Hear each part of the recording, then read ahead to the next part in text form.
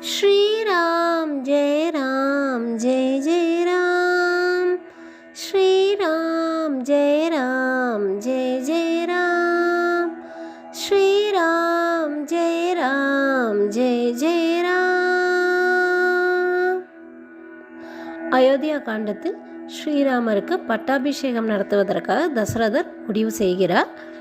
தசரதருக்கு நரைமுடியை பார்த்தவுடன் தனக்கு வயதாகிறதே என்று அவருக்கு உணர்வு வருகிறது. அதனால் ஸ்ரீராமருக்கு பட்டாபிஷேகம் செய்து அவருக்கு ராஜ்யத்தை அளிக்க வேண்டும் என்று எண்ணுகிறார்.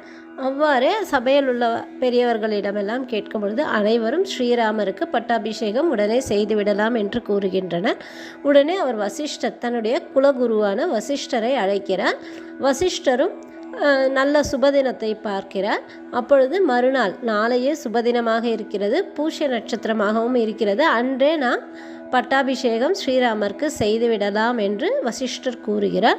அதன்படி தசரதரும் அங்குள்ளவர்களும் அனைவரும் மிகவும் மகிழ்ச்சி அடைந்து தசரதர் சுமத்ரனிடம் அதற்கு வேண்டிய ஏற்பாடுகளை எல்லாம் செய்யும்படியும் நாட்டில் உள்ள மக்கள் அனைவருக்கும் இதை அறிவிக்கும்படியும் கூறுகிறார். அது மட்டுமல்லாமல் ஸ்ரீராமரை இங்கு அழைக்கவும் என்றும் கூறுகிறார். சுமத்ரன் சென்று ஸ்ரீராமர் தங்கும் மாளிகைக்கு சென்று அவரையும் அழைத்து வருகிறார். ஸ்ரீராமர் இங்கு வந்தவுடன் தசரதர் தன் சபையில் வைத்து ஸ்ரீராமரிடம், உனக்கு நாளை பட்டாபிஷேகம் செய்யலாம் என்று முடிவு செய்திருக்கிறோம். அதனால் நாளை நீ தயாராக இருக்கவும் நமது குலகுருவான வசிஷ்டரிடம் கேட்டு என்ற விரதங்களை மேற்கொள்ள வேண்டும் என்று கேட்டு அவ்வாறு நீ விரதங்களை மேற்கொள்ள வேண்டும் என்றும் கூறுகிறார். அது மட்டும் அல்லாமல் நீ நாட்டை சிறந்த முறையில் ஆட்சி புரிவாய் என்ற நம்பிக்கையும் உள்ளது என்றும் கூறி அனுப்புகிறார்.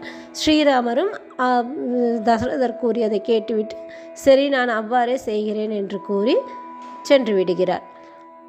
சிறிது நேரத்தில் சபையெல்லாம் கலைந்த பிறகு தசரதர் தனியாக இருக்கும் பொழுது சுமத்ரனை அழைத்து மீண்டும் ஸ்ரீராமரை அழைக்கும்படி கூறுகிறார்.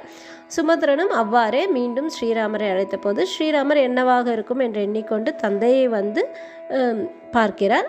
அப்பொழுது தசரதர் கூறுகிறார், நீ நினைக்கலாம் ஏன் இவ்வளவு அவசரமாக பட்டாபிஷேகம் செய்கிறோம் என்று.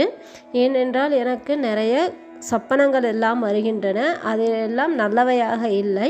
அது மட்டுமல்லாமல் எனக்கு வயதும் ஆகிறது. அதனால் உனக்கு உடனே பட்டாபிஷேகம் செய்து ராஜ்யத்தின் பொறுப்பை உனக்கு நான் தருகிறேன் என்று கூறுகிறார். அவரே சொல்கிறார், பரதனும் இங்கு இல்லாத பொழுது, ஏனென்றால் திருமணம் முடிந்தவுடனே பரதன் தன்னுடைய தாத்தா வீடு, அதாவது கைகேயின் தந்தை மற்றும் தம்பி யுதாஜிதனின் அழைத்து சென்றதால் அங்கு கைகேய தேசத்தில் இருக்கிறார். உடனே சத்ருவனும் அவருடனே இருக்கிறார். தசரதர் சொல்கிறார், பரதன் இல்லாத பொழுது நான் உனக்கு பட்டாபிஷேகம் செய்கிறேன். ஏனென்றால் மனிதனுடைய மனம் எவ்வாறு மாறுமோ தெரியாது. அதனால் பரதன் இல்லாத பொழுதே நான் உனக்கு பட்டாபிஷேகம் செய்ய விரும்புகிறேன் என்று கூறுகிறார். ஸ்ரீராமர் எதுவும் மறுத்து பேசவில்லை. ஸ்ரீராமருக்கு பரதனை மிகவும் பிடிக்கும். இருந்தாலும் அவர் தந்தையின் சொல்லுக்கு மறுவார்த்தை எதுவும் பேசாமல் அப்படியே ஆகட்டும் என்று கூறிவிட்டு தன்னுடைய மனைவிக்கும் தாயான கோசலைக்கும் சொல்ல வேண்டும் என்று வருகிறார். அப்பொழுது சீதாதேவியும் கோசலையுடன் இருப்பதை அறிந்து அங்கு செல்கிறார். கோசலையானவன் தங்களது குல தெய்வமான நாராயணனை வணங்கி கொண்டிருக்கிறார்.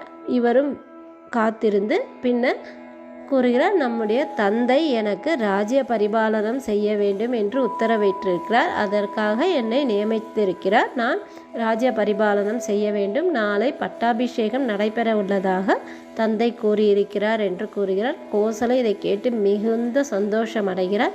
அவ்வாறே அங்கிருந்த சீதாதேவியும் அங்கே சுமித்ரையும் அவருடன் லக்ஷ்மணரும் இருந்தார்கள். அனைவரும் மிகவும் சந்தோஷமாக இருக்கிறார்கள். நாட்டில் உள்ள மக்கள் அனைவரும் தங்களுடைய இல்லத்தில் ஒரு திருமணம் நடந்தால் எவ்வாறு எல்லோரும் குதூகலமாக இருப்பார்களோ அவ்வாறு சந்தோஷப்பட்டு தங்களுடைய இல்லங்களை எல்லாம் மிகவும் அலங்கரித்து அந்த நாடே கோலாகலமாக இருந்தது.